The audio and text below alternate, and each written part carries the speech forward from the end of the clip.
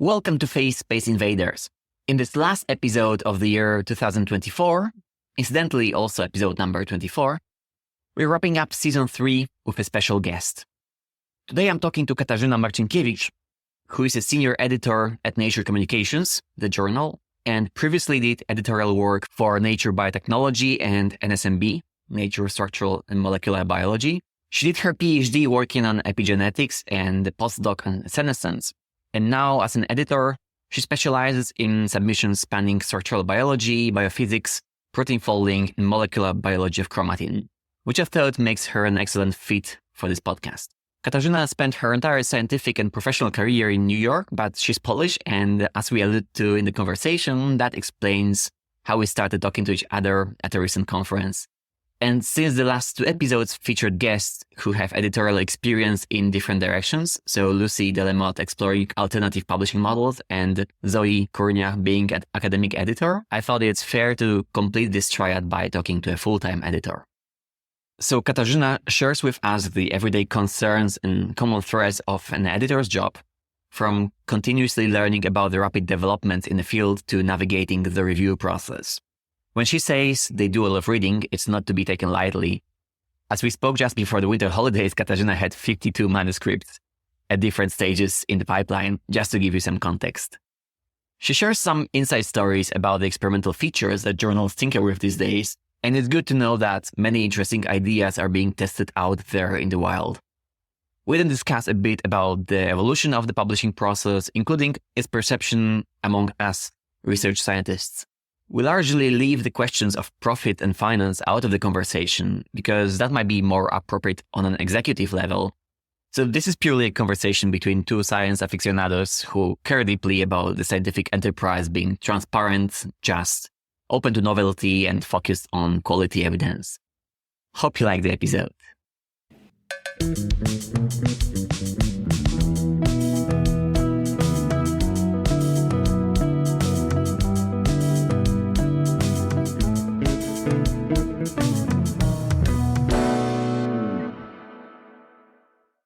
So, Katarzyna Marcinkiewicz, welcome to the podcast. Hello, thank you for having me here. So, Katarzyna, we recently had 2 discussions that touch upon publishing and editorial work, including a comment that these days Nature journal editors became the most sought after contacts at scientific conferences. And I smiled internally at that moment because it's true that we actually met recently at the conference and that it was indeed very interesting to hear firsthand, how journals editors think, what they found interesting and so on. But I thought this is something everyone should be able to hear out because I think part of that is just the anxiety to understand the editorial process that might, feel like a Greek oracle, especially to early career researchers. So can you give us some insight into, the day-to-day life of a professional editor and what are the key factors, for example, you look at in making early editorial decisions? Of course, yes, I know journals often appear like these kinds of black boxes where you send your manuscript and you hope to have a publication at the end. And people really, really don't know what happens in between the manuscript and the published paper. So we are always very happy to share our insight and to just simply talk about what we do. We read a lot of manuscripts. This is true. And this is a huge part of the job, of course. But where do I begin? So maybe I will just describe what a professional editor at a journal like Nature Communications or other Nature branded journals does. Just to mention that this is a full-time job, right? Yes. You're not a research scientist. You just dedicate all your professional time to being an editor. So we are all scientists, all educated to the PhD level. Many editors, especially those who have been doing this for a longer time, also have a postdoctoral experience. Some even ventured to be a PI, like an early career principal investigators, and then they decided academia was not really for them, but they still wanted to stay close to science. So we are all people who have been in the lab. We are all people who've done experiments. We all have our own papers written and already published in the past. So we have been through the process of making science and through the process of publishing science ourselves. Now, we are also all super excited about science. People who don't deeply care about science and science communications don't do this job. It is mainly reading and thinking about other people's results. So only people who really care about this do this job. And I think this is something that is very often underappreciated, that we really do care about science and we find it a truly worthwhile human endeavor, something that is really worth doing and thinking about and doing as well as possible. So this is one thing. Now, what we do at a journal, like Nature branded journals, is we read the manuscripts that are submitted to the journal within our expertise. As an editor, we quickly develop expertise that is somewhat broader than what you would usually see in a researcher. So it is true that we often read manuscripts in the fields in which we don't have the formal training or like lab experience. But we do read a lot about them. So we do learn a lot on the job as well.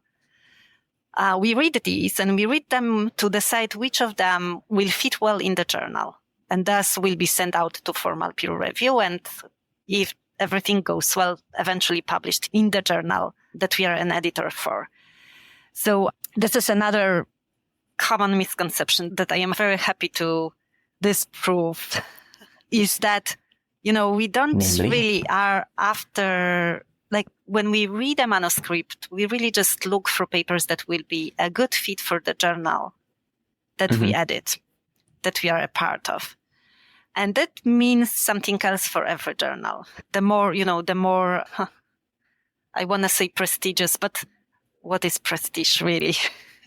The broader the audience of the journal, the more important is that the findings are interesting to a very, very broad audience. So not just the people who work on this particular molecule or protein, not just the people who use this particular technique that is used in the paper, but rather papers that will be really of very, very broad interest to scientists that work on topics very different than the manuscript or future paper itself. So this will be something that journals with the broadest audience look for. Whereas someone who is an editor for a more specialized journal just looks for manuscripts, for results that are of interest to a narrower audience. And that's it. We are not, looking for flaws. We are not looking to come and get someone and catch them making a too broad of a conclusion or making a mistake or omitting a control. Of course, all these things are important later on, the controls and using the proper techniques and not overstating your conclusions. But this comes later. The very first things that we look for is just interest to the journal's intended audience and how well the work will fit in there. Right. So it makes sense that there is a science that makes it to the textbooks, right? And the science that becomes a very deep rabbit hole for a particular subfield. But then there is also this question. Sometimes that interesting thing is something that is completely new, that introduces a completely new concept, a true novel discovery. But sometimes that thing that is interesting is an answer to a very old question that everyone in the field had. And that was bugging everyone who worked on a particular topic. It's not really new. And maybe it's not even, a huge discovery, but it is something that was not known for a very, very long time. And finally, there is a new technique or a new approach or like a different discovery made a little earlier allows to answer this long-standing question. And then it is also interesting, even though it is maybe not very new, it might even not generate that many new concepts or new ideas, but because it is of interest, because everyone was thinking about it, learning about it in their classes, this will be of interest. So we also try to look at what is interesting from different perspectives. You get to be among the first people to hear about big discoveries, so that might be exciting. Yes, absolutely. This is very, very exciting. It also begs the question, if I might, how is it hard to deal with novelty in the sense that if something comes up that's so new that nobody is really an expert. How does a journal deal with such a case? Yes, so novelty is something that is important, of course. Science is all about finding new things and learning new things.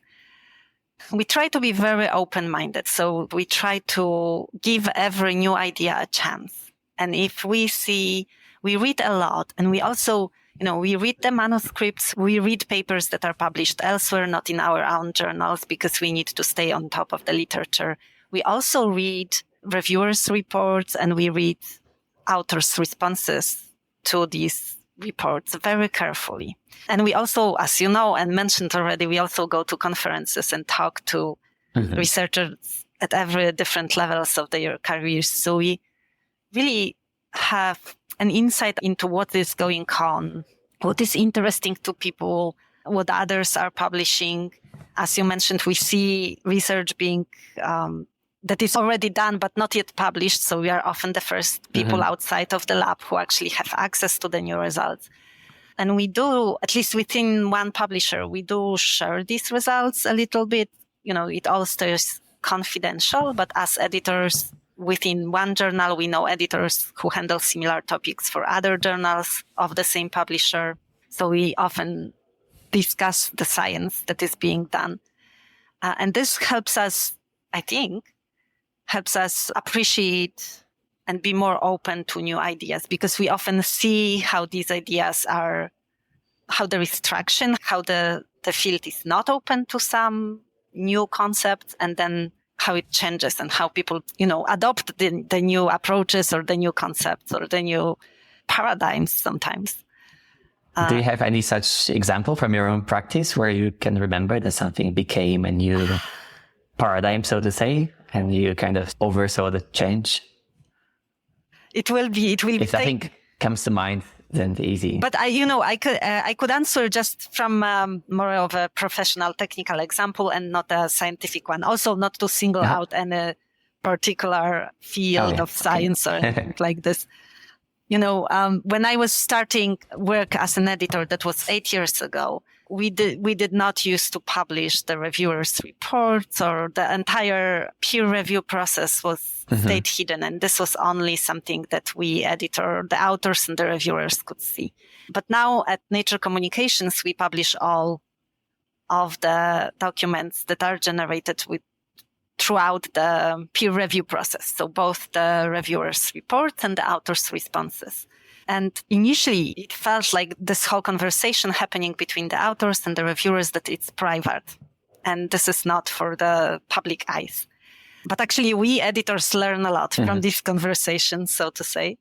And they are often extremely interesting. Oftentimes, we felt that it is a shame that others cannot read what happens. Oftentimes, there is just tangential topics being discussed and that become new projects for either the authors or the referees lab. And they are really true scientific conversations happening.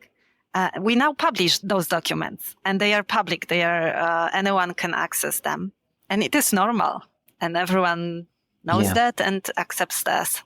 So that example I can give easily. Do you think it improved the quality of reviews or the interactions maybe, or I don't know, the behaviors? Or because of course people might wonder how much nasty reviews do editors see, and is it frustrating sometimes, the quality of comments or conversations? Well, yes, we still sometimes see, I guess some people are just very direct and very straightforward in how they formulate their thoughts. So yes, obviously, sometimes we see something that might maybe be borderline rude.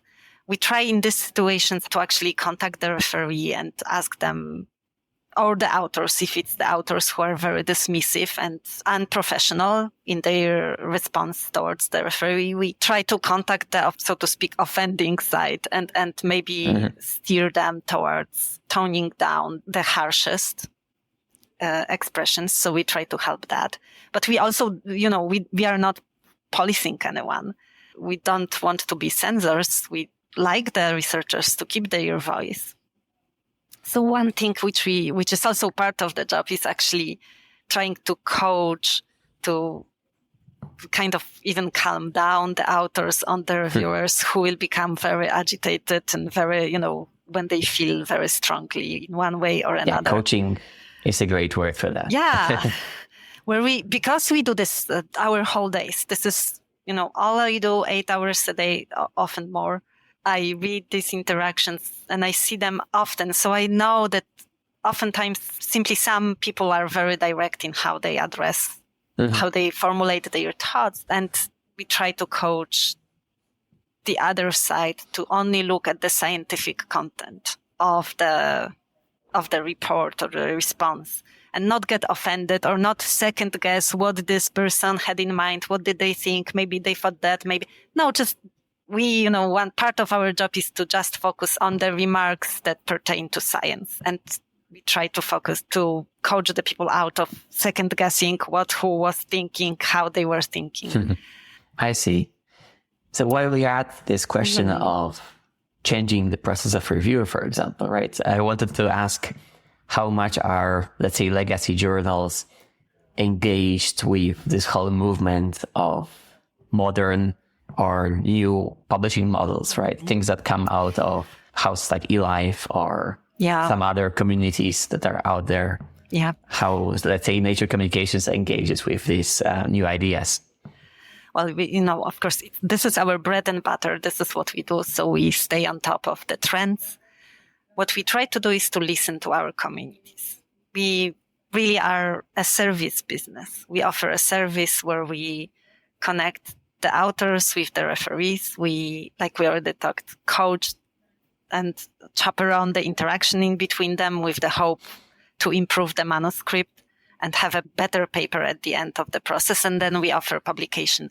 All that is useless if we don't meet our communities, if we don't meet the needs of authors and the needs of our referees as well, and the needs of the scientific community at large. So both Springer Nature as an entire company and Nature Communications as a particular journal. And I'm sure this is also true of all the other publishers out there. We stay up to date with what is going on. We follow closely the outcomes of all the different initiatives and all the different pilot processes that are tested elsewhere. We also start many of these ourselves. And we simply try to answer the needs of the community. I already mentioned, one big thing is open access. And that is obviously, there is more and more push to publish science open access, to make it available to the public that funds a lot of science that is being published, that is being made. And we, of course, answer to that. We both start new open access publications, but even the legacy journals that used to be subscription only and were only accessible to people with subscriptions or institutions through institutions with subscriptions, they now offer open access option to the authors, and it's the author decision whether they publish within the legacy subscription model or whether they choose an open access model. We also support the transparency and follow closely what our communities need. So whenever someone wants to disclose their name, we do allow that, be it a reviewer or the author. We offer option to disclose their names. If they choose to still remain anonymous, we also allow that. So, does this answer? Yes. Yeah, before you mentioned this program to recognize early career reviewers. Yes. Yeah. So that's an this was interesting when we talked before we started the recording. I mentioned that sometimes we as publishers are in a position to recognize that there is need for something new that maybe is not encountered that often from the other side, from the side viewpoint of the researcher and author or reviewer. So we were talking about the Nature Communications Early Career Researcher Program for reviewers, where we offer an option for very early career researchers, graduate students and other students or maybe postdoctoral fellows to be formally a part of peer review, to be formally recognized as reviewers. And in some cases, if they choose so, to even have them named on a published paper as a reviewer of the given paper. And this is something that happens in science very often.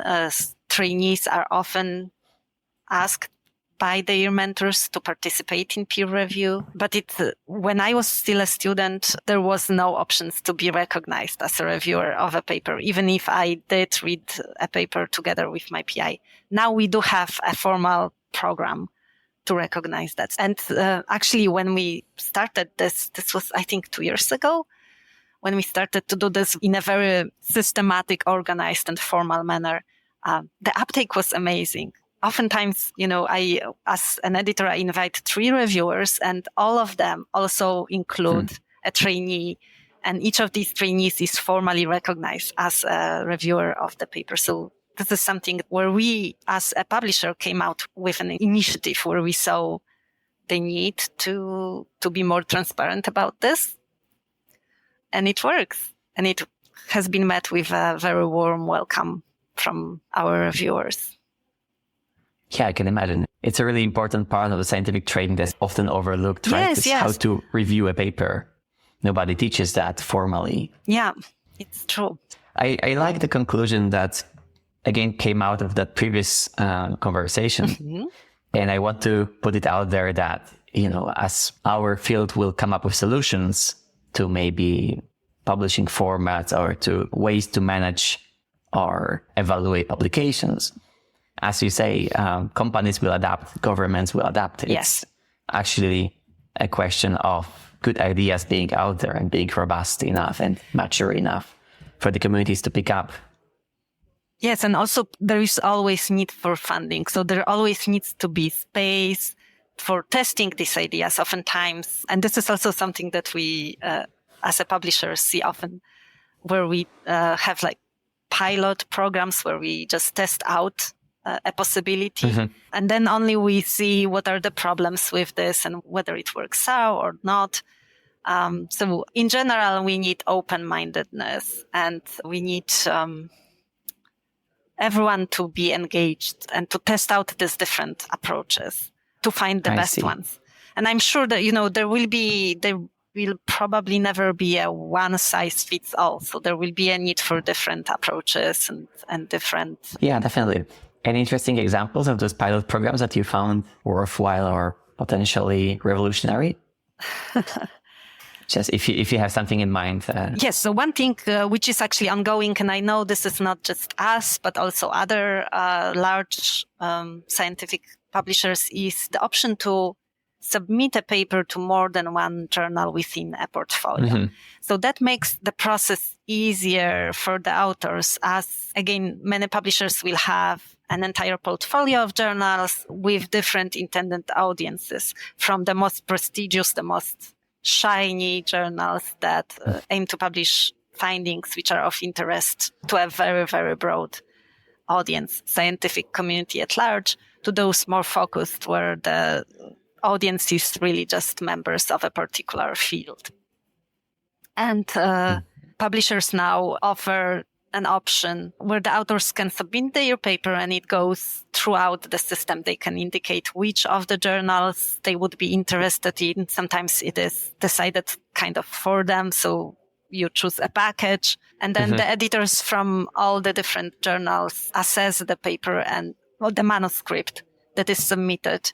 And the decision is made editorially where the manuscript would be the best fit. Because sometimes it is not that obvious. So one thing which I didn't mention initially, a part of our job is to see a potential of a manuscript. And something that we very often see is how the manuscript changes and develops in the peer review process. So there is an input from the reviewers, and sometimes they are another pair of eyes, another brain that comes at a problem, that comes at a project, and they have their own ideas, and oftentimes their input really develops the projects even further. So a manuscript that comes to a publisher might have a great idea, but maybe it is not yet that great, that that develops the experimental support that is already in the manuscript is not yet solid enough to publish a manuscript like this in a broader scoped journal, but maybe in a more focused one. But we don't know yet if the peer review process will not develop the manuscript further. So here, having this possibility to submit to a publisher, but not immediately deciding which of the journals would publish the work, is great. Because right, so it's not just an upfront decision that happens. It's the whole process takes. Well, these are things which we are testing in our pilots. That's interesting. I gotta say, these are things which are tested in a pilot because, it might seem initially we all come in with our editorial experiences and we may think that it is possible to decide, but then in the process of actually making it, things come out that no one ever expected. So this is one type of pilots, or at other publishing houses, they are already established protocols to deal with that kind of approach. Maybe we could evolve one day into this kind of free market of papers where people just publish their preprints and then journals contact the authors for saying, "Oh, this fits our scope," inverting this whole scheme. But of course, that would be a lot of editorial work on top of what you're already doing.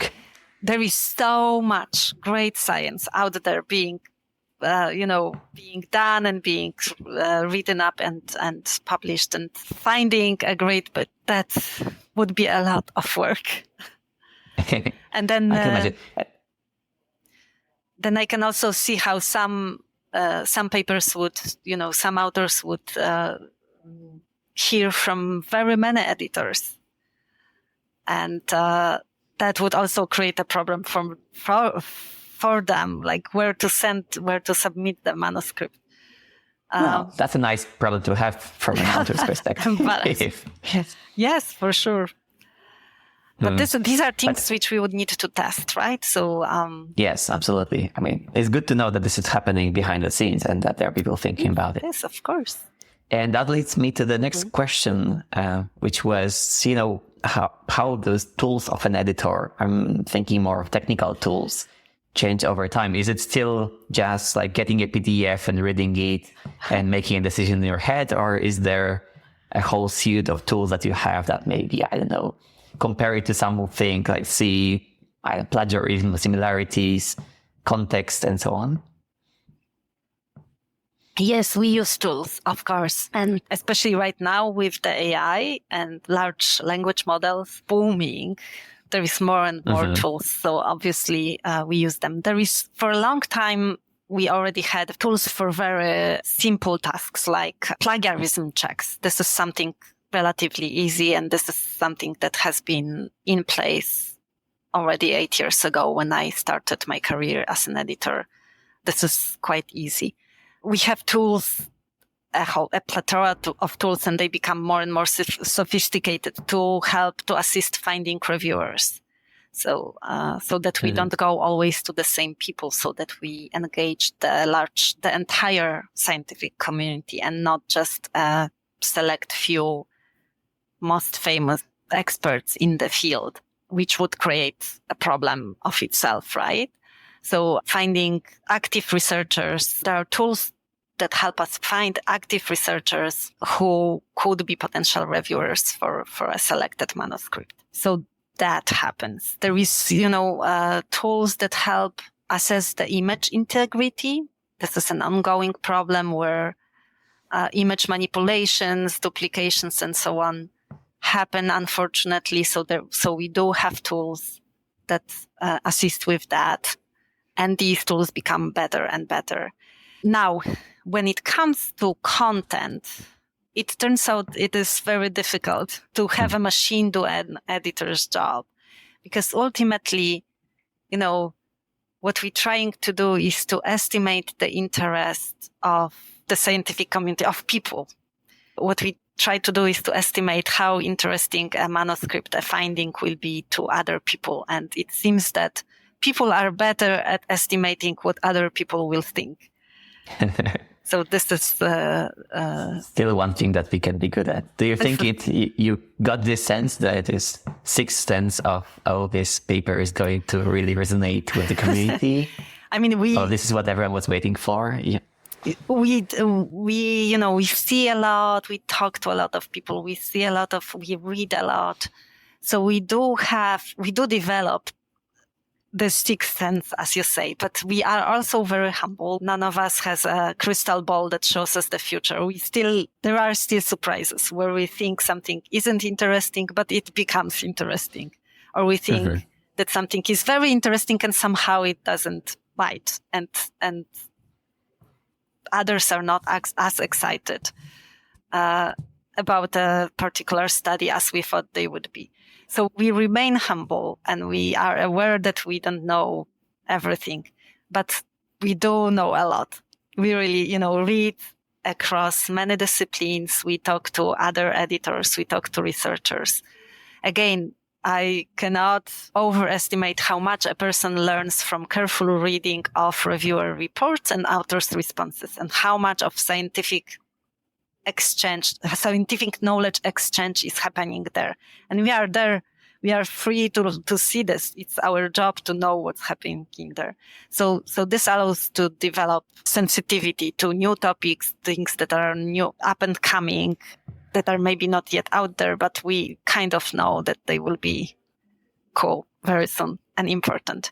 But there's this again, it's not 100%. 100% no, of course. accuracy. And this seems for now that the machines cannot do that. They are very good at summarizing, at making a longer text into a shorter abstract or summary that they can do. But kind of connecting ideas which are out there in different places, this is still human space. Right. This feels like a task of finding gaps in something that should be a graph of knowledge, right? So it feels like it's something that's formalizable, but I also understand how it's so hard to do on a text level. Yeah. Rather than maybe some high level. Yeah. And then there's this whole, let's say, mythology of science, right? That there are all those classical papers that were rejected at some point. There's stories from, the 30s or the 50s where someone submitted a revolutionary paper and it was rejected 5 times before someone published it. Yes, and I'm sure it still happens. It happens.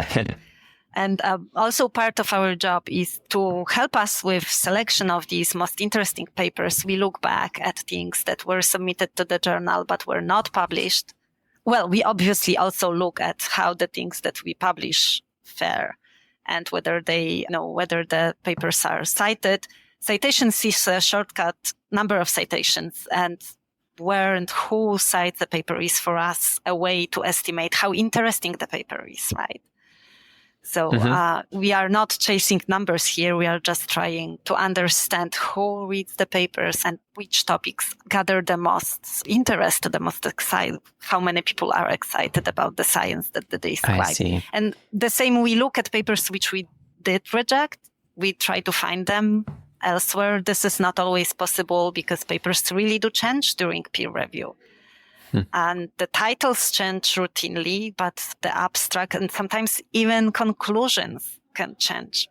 And that is actually a great situation where you find the referee and there is a good exchange between the authors and the referees. So new experiments are being made and the conclusions are modified. This is really how it should be. This is very, very satisfying. So sometimes it's difficult to find the paper that was rejected and later published because it changed. But when we can see them, we also look at how they do and whether we've made a right call on the paper. And of course, sometimes it happens where we let something go and it gathers a lot of interest elsewhere. And we learn from that. I see. Did preprints make it easier for you?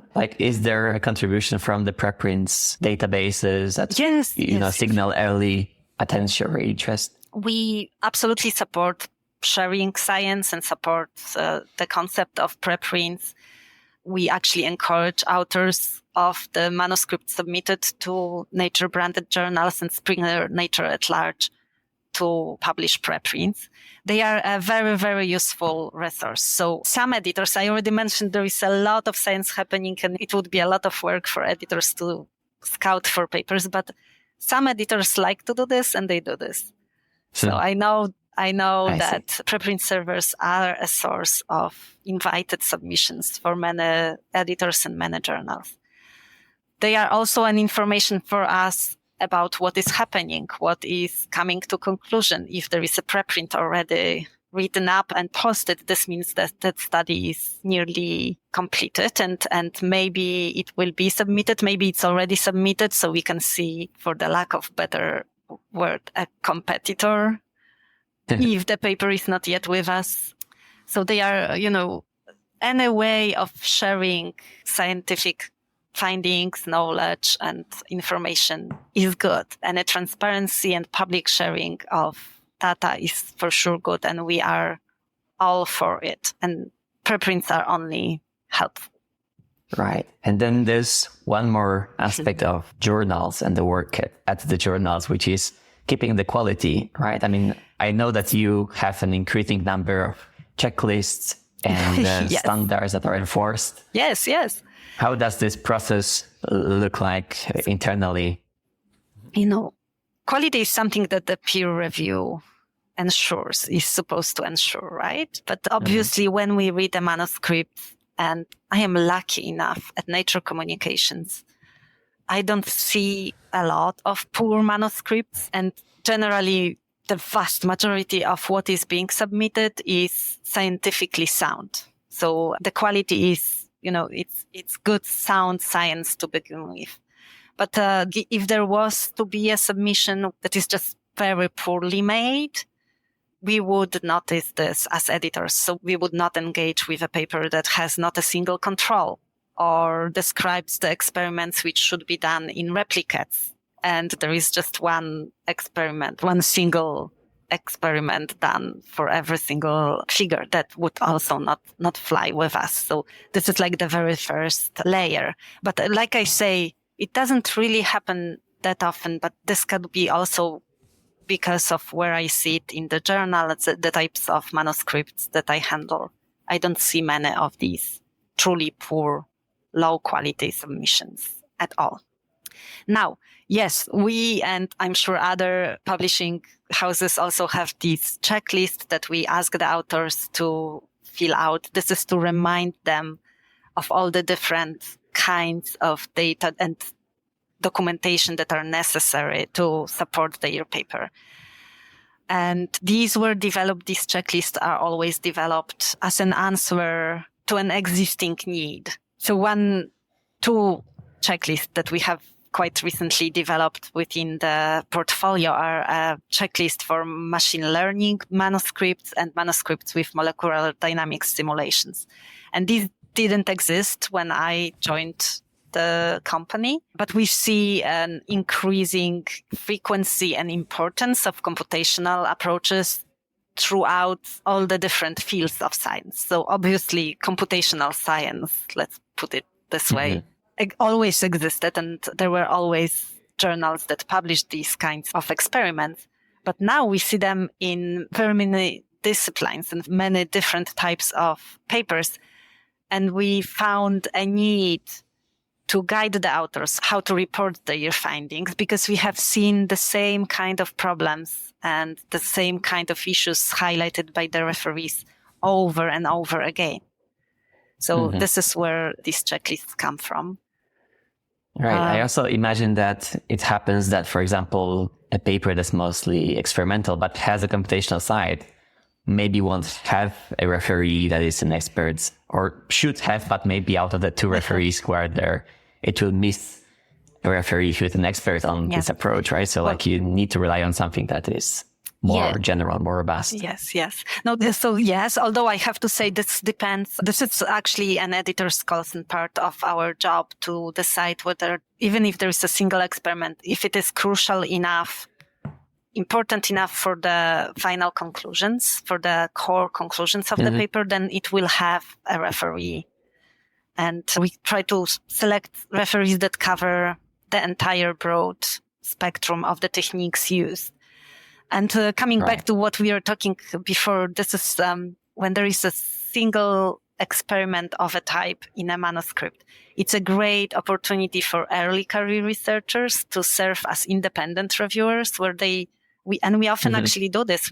We reach out to very early career scientists, be it senior graduate students or postdoctoral researchers, to only assess a single experiment for the paper, just to make sure that it is done correctly. But yes, the checklists also help with that assessment, for sure. And they are also, a reminder for the authors that everything needs to be documented and also transparent. So this is how we also ensure quality. I mentioned about the finding of the reviewers. There is this prevalent notion out there that there is 3 reviewers to every manuscript. But this is not really true. Sometimes there are many more. And we see it more and more often. The number of interdisciplinary work increases. Many papers really span a lot of different disciplines. I work on the life sciences side of things and biophysics, but many manuscripts that are submitted go from very simple in vitro biophysics of a protein or other small molecule and go all the way to in vivo experiments in animals. And there is just no way that 3 people could cover this entire breadth of different approaches. So oftentimes we have more reviewers than just 3. That's great. That's a great development that causes a very good headache to have. Yeah. Yes, absolutely. It is difficult to keep the review process short, timely, because we deal with many more people. We have to find these referees. And then at the end, we need to put all the different opinions together. And this is also something that editors do. We try to synthesize the different reports into one, at least in our heads. But we talked about the different approaches. And of course, there is other publishers and other venues where the authors really do receive a single report that has been synthesized by someone else or by a group of editors. I see. So to end up on a maybe utopian or speculative note, is it something you would change yourself about the peer review process? Do you think there is something that you would love to see, maybe from the reviewers, maybe from the authors, maybe from the structure, that is such a, inefficiency or annoyance that you would like to change? No, I think the process isn't that bad, really. It's like science. It self-improves, self-corrects, right? One thing which I really would like, and this is totally utopian, really, one thing which I would change was that the process of publishing is more recognized in science as also a part of the scientific process. Because I can see it from where I see it. I can see that science is still happening at this very last step. So I would love that this whole process is more recognized, in that the funding bodies recognize that part of the scientist's job is to be a referee. Oftentimes, as editors, we hear, when we invite reviewers, they complain about not having the time for it. There is an ongoing discussion whether or not reviewers should be compensated for their expertise and for their work. And I know that it takes a lot of time to review a paper. I see instances where reviewers ask for the original data, the raw data, and they analyze them themselves to see whether the analysis reported in the manuscript is done correctly, or just to help the authors to support their conclusions better. So I know it is extremely time-consuming and very engaging, and it requires a lot of expertise. But I feel that including a payment, like per service payment, always may introduce some bias. So in my ideal world, the fact that scientists do engage in peer review would be already known, and it would be included, like formally recognized by the founders, by the source of the scientists' salaries, and there should be a time for them left in their schedules for the reviewing, so that it is known, it is more recognized as something that is happening, because it is, but it is often overlooked. At the same time, again, the entire process of publishing, peer review, and so on should be more recognized. So the editors should be, I would love that the editors are seen as a different type of a scientist who engages with the process at the very last stage and is more of this person who looks at your science and recognizes who will be the best expert to review, to advise you how to make it even better, or how to communicate your findings better, or how to support them better. So, in my ideal world, this entire final stretch would be also more recognized as something important, because I often see huge improvements happening during the whole process. And I know that it could be like this for every manuscript for sure. And I recognize that for a lot of us scientists who publish, it's seen more as the final sprint, right? You have some deadlines maybe for another grant application, or your student needs to apply for something and so on. And people just want to get through it fast without much. Yes, and sometimes... Yeah, but it could be... Sometimes it happens. It is possible. But oftentimes it could be just this final polishing stage that is also important, and it would be nice if it could be recognized as such. Yes, I absolutely see how this can serve as a great feedback. Yeah. And actually, when I review papers, I explicitly try to make it like a 1 week or 2 weeks exercise in improving the paper for the author. It's like authors oftentimes spend years on the project, and they spend so much effort and time and brain power and everything. They pour their hearts and minds and everything into these projects and papers. And I feel, that's great. That's how it should be. But it also makes them blind to some aspects of what they do. So the peer review process, I really wish people didn't see it as others going after the mistakes which are made, because it's really not that. It should be more seeing the reviewers as additional experts in the field who are also interested in the same topic, who just want human knowledge to go forward, to be pushed beyond the current boundaries. And you just get, when you send your paper out to a publisher and they send it out to reviewers, these reviewers are additional experts who will advise you on things that you may have overlooked or maybe misinterpreted somehow, maybe. But often just, they might point in directions in which you didn't have a look, just because you were looking in all these other directions.